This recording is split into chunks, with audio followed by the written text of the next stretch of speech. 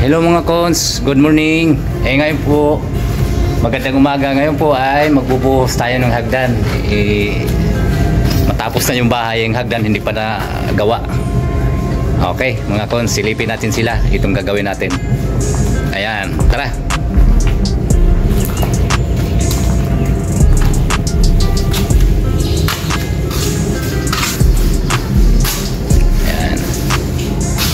Pwede mo na tanggalin yung hagdanan.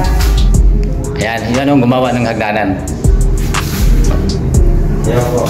Si Pugi. Okay, let's go. Okay mga cons, so yun o.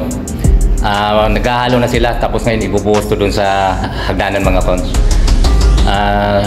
Dalawa lang sila, tatlo lang sila mga cons. Isa dun si,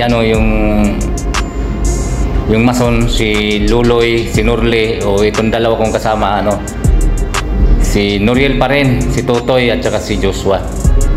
Yan yun ang tawag to, yun ang nawala na yan si Totoy sa akin. Ngayon bumalik. Siyempre yun ang sinasabi ko, so yung nakaraang post ko na medyo masakit nga lang kapag umalis na hindi nagpapaalam mo. Tingnan mo, kapag walang trabaho kasi yan, bumabalik.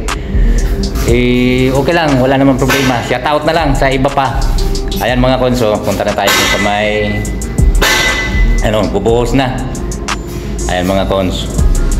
Medyo malapit na kasi matapos yung hagdanan, yung bahay, pero nahuli yung hagdanan. Ngayon lang namin nagawa.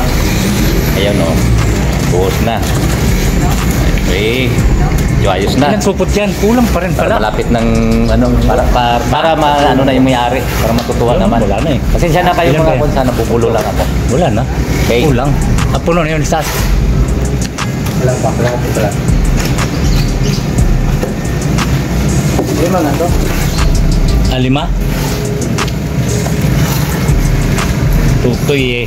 Mabagit ka eh. Ito pala.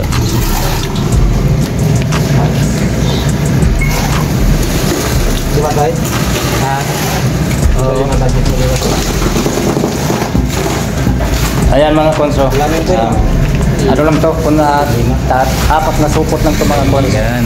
Step. Apat na supot lang tong binubuhos namin kasi gawa ng maliit lang hagdanan lang to. Kunti na lang. Ito lang natira mga cons, patapos na yung trabaho ng hagdanan na uli. Sa bagay, hindi naman pwede hagdanan ng mauna.